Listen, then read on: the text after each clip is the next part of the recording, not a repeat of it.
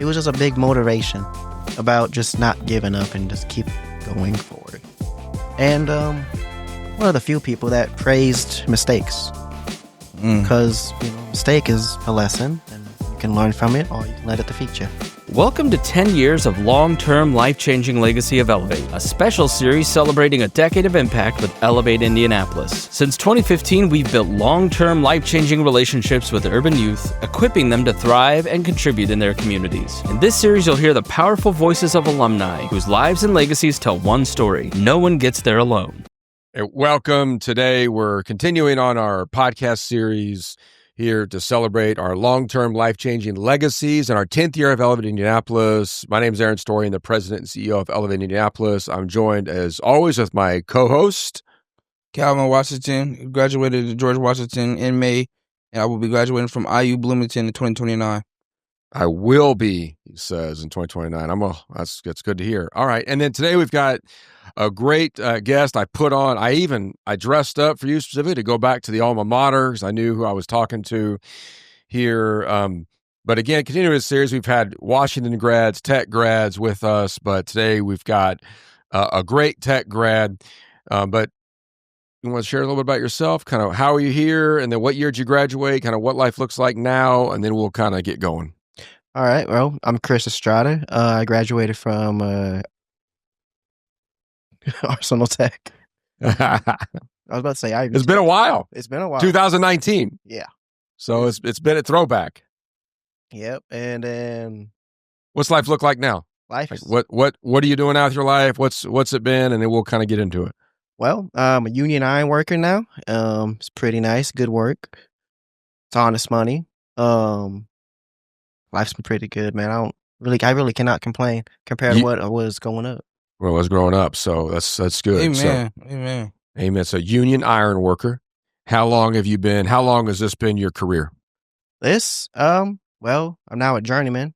So it's been about 5 to 4 years. 4 to 5 years. I remember when you started that whole process. So 4 to 5 years in union Ironworker. What's the Ironworkers Union specifically? Because I know you on this, but let's ask you because they don't know, our audience doesn't know.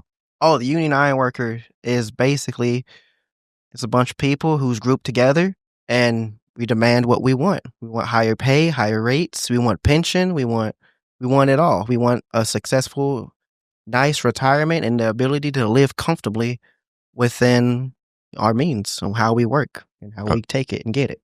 And are you? And you're that's great. I'm going to come back to that here in a little bit too.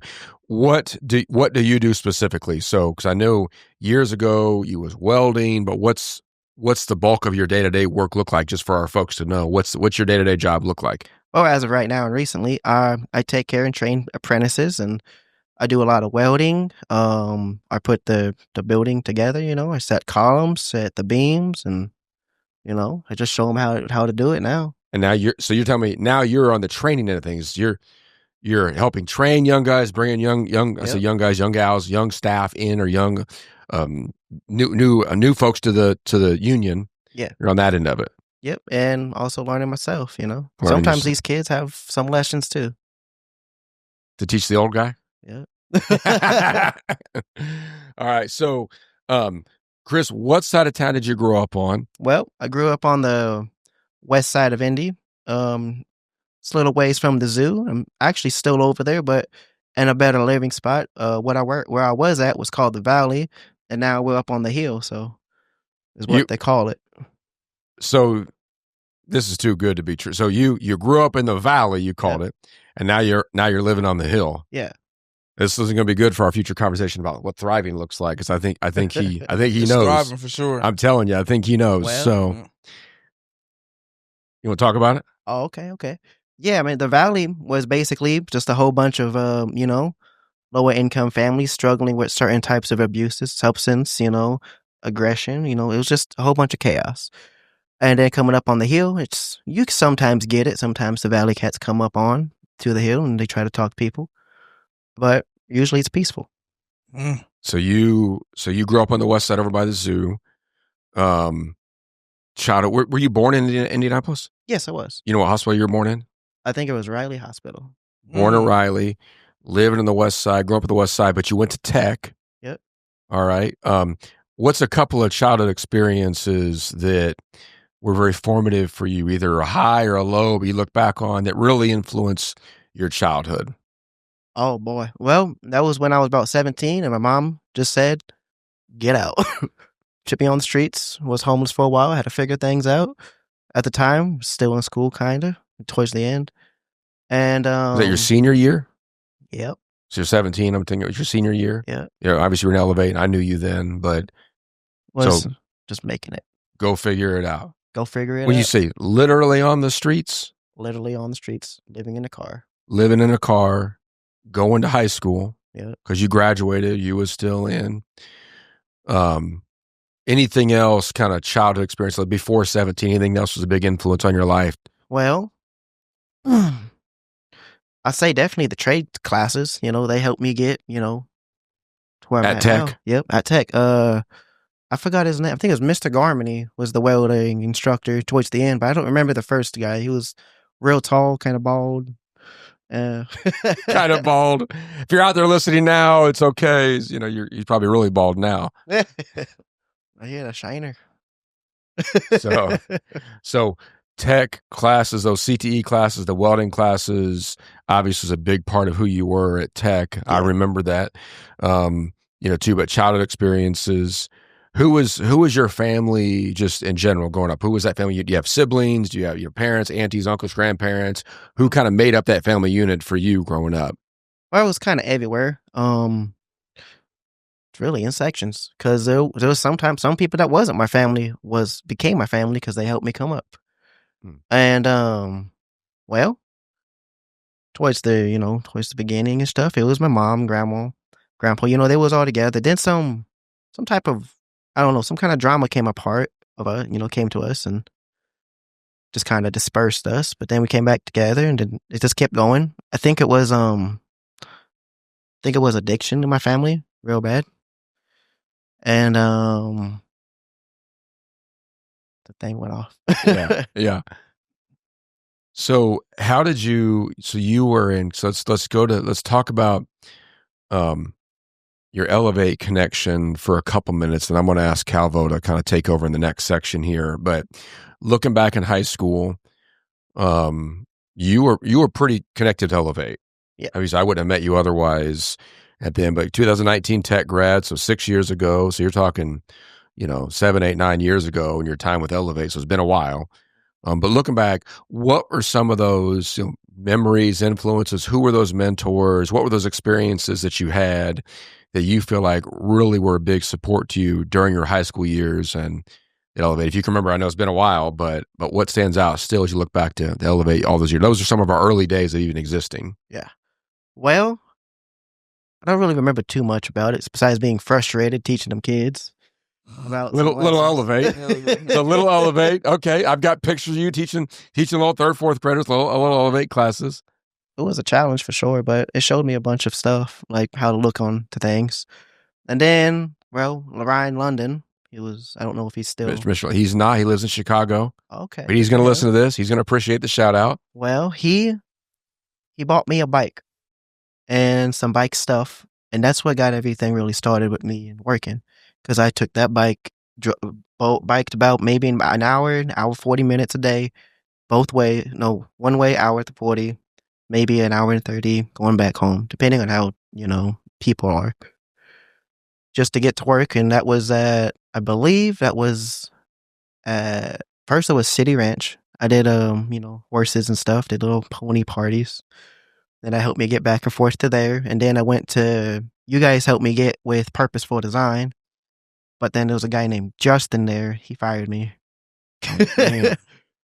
Justin, you missed. Just kidding. Anyway. Nah, he got fired too. Fired you and got fired. I did not know he was going to be on this podcast spilling the tea. So, but so let's go back because Mr. London was a great teacher mentor, one of the very first teacher mentors, and just Elevate in general was a big influence on you. Yeah. And so sounds like it. He was in the classes too. Obviously, some of those were, great. Some of those kids didn't listen. I appreciate that. Too. So got a bike and you were using that bike to work. Yeah. You also use that bike, sometimes a bike to school. 'Cause I remember I did a couple times. a Yeah, couple times. Yep.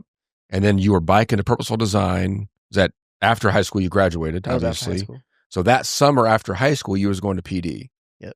I remember you remember 6 years ago. I remember as I live off of 10th Street on the east side. I remember pulling up one day down 10th Street, seeing, I was like, that's Chris on the bike. It was after PD because Pete Purposeful Design is closer to my house. I remember seeing you on that bike and I asked you, what are you doing out here? He's like, oh, I'm just leaving work, biking back home to the west side. So I remember that. I remember that bike. It's funny you mentioned that. So any other memories looking back, and then, you know, kind of anything else you want to share kind of on that period, and if not, we'll kind of keep moving forward here. Well, there was a couple. You know, the lesson. I don't remember all the lessons, but it did give me a lot of integrity and, you know, just work ethic.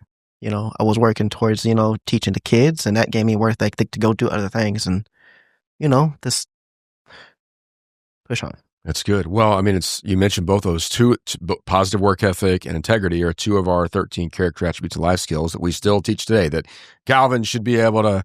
Calvin just graduated. He should be able to list off many more now. We won't put him on the spot right now, but those core attributes and life skills, we still focus on the same ones. Nothing's changed with Elevate in that regard. And so, but let's jump into kind of fast forward to kind of more present questions. Calvin, what's the first question you want to lob to Chris? Chris, like, everybody know that you graduated from Tech. 2019, got your bike. Mr. London bought your bike to go to work and stuff like that. Can you tell me what your life looks like right now as you welding, teaching other people how to weld and stuff like that?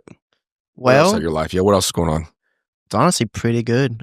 We're saving up right now. We got about 40 grand to buy a multi-family home. So my brother, he does caretaking. We want to try and get him into a bunch of older folks into the house so he can continue caretaking them and expand his income, and somehow, you know, make it easier living for him. So we're trying to buy a multi-family home, but all these bigger companies are just like, give me that. They buy them under some cash. It's crazy. And you know, everything's good at home, the grandma and everything. So you still stay with your grandma. Yeah. Help take care of her. Yeah. Other family members. She gets whatever she wants. Grandma gets whatever she wants. So you're taking care of your family. Yes. Obviously, a big part of your family values. Obviously, work, big part of your life. So talk about that though a little bit, and I'm going to jump back to Calvin. But that's so as you shared, you talk about kind of growing up in the valley, both physically, but then also just a lot going on around your life that maybe with kind of those valley type experiences to. Now you're taking care of family. You're saving to get a multifamily home, like a duplex, something like that, so you can help continue to take care of your family just in 6-7 years. Yeah. I mean, that's really pretty amazing. I'm joy that I've been able to see this over the years since you graduated. We've stayed in contact and catch up every now and then to hear this. So it doesn't surprise me, but that's for a lot of our listeners and audience. That's pretty amazing in such a short period of time. Didn't go to college, has worked incredibly hard. So go ahead. What were you? Oh, I was gonna say we just graduated college. I did I got an associate's degree in I think it's construction management and ironworking. Through the union? Through the union. They give it for free. Through the union. Yeah. Free? That's right. That's good. I remember seeing the picture of the graduation. That was back in May. I think so, yeah. So or spring or whatever. It was just recent. Yeah, it's when I got my speeding ticket. Oh, got your speeding ticket. Well, that happens. That happens. So you've moved into, so you're graduating, you're in the union, you're working hard, take care of your family, big part of who you are and the character as a young man. But Calvin, what else? I know you, Chris, I know you said that you're building, like you save money so your brother can build his income up and stuff like that. Can you give me a good definition of thrive and like what is thrive? Because you have to thrive so your brother can thrive. So can you give me a good definition of it, please? What's it mean to thrive? Well, that's a big word, but I mean, how would you break it down? Well, to live on the hill, as you say, difference with thrive. Like, how am I in such a great place? How would you describe that to our listeners? Well, I guess the first thing that comes to mind is something like Legos. It's weird, but so say you got your little set and everything. You did that right, and you're trying to build your foundation. Well, you got to put the first first layer down, you gotta, make it strong, You put the little bricks, you overlap them a certain way, and, you keep building it up. Maybe a brick house would be even better. Because you get your blocks, your big old cinder blocks, pretty huge. You just put them in, and So building that foundation. yeah, you got to build a foundation. You gotta go from there and grow it up. You got to put your walls in. You got to make it work. I don't know. That's good. No, that's good. Chris, and as you talked about that, if you can pass one lesson, like growing up, like in Elevate, talking to Mr. Aaron or Mr. London, like people helping you to be where you are now, can you give one? What will be one lesson that you would give to somebody younger, and why that lesson?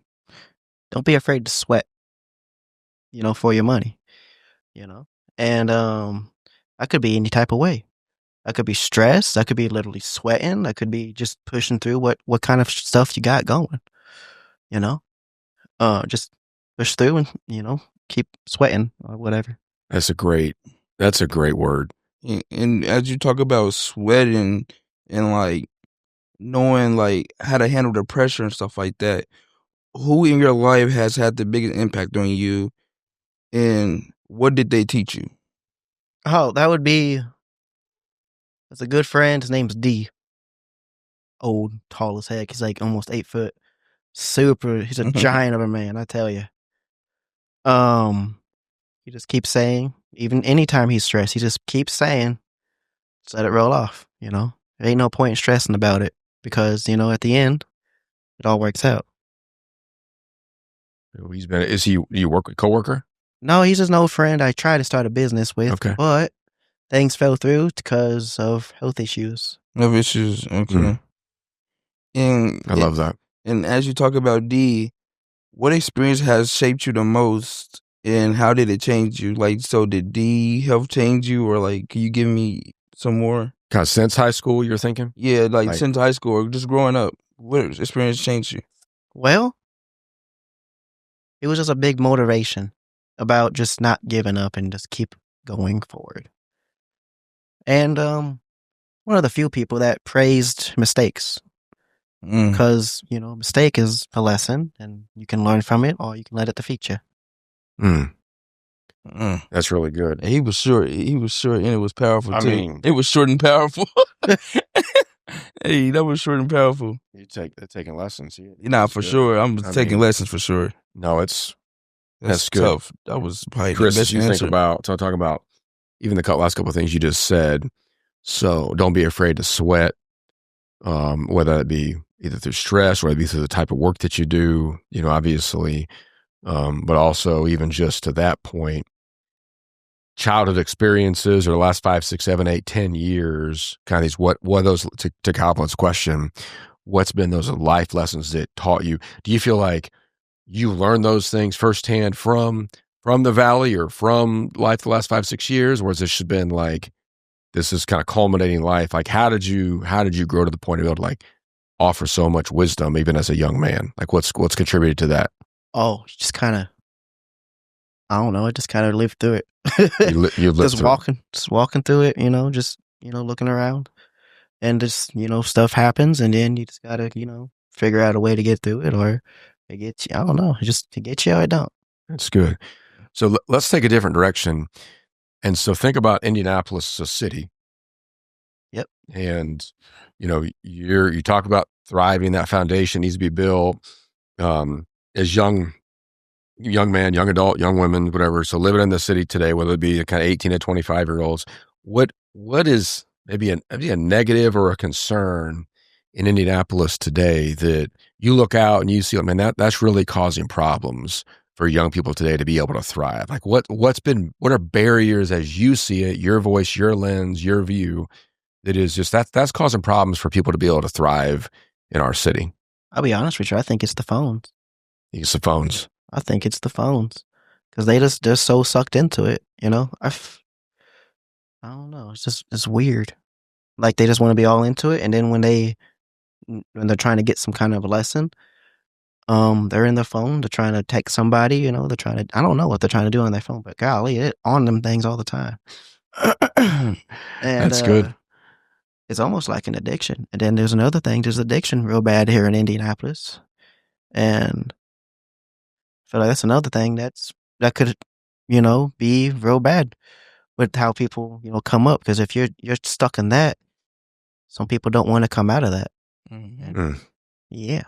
You got any last? Thanks, Chris. Any last question? Anything, Calvin, you want to land the plane with? It's pretty good.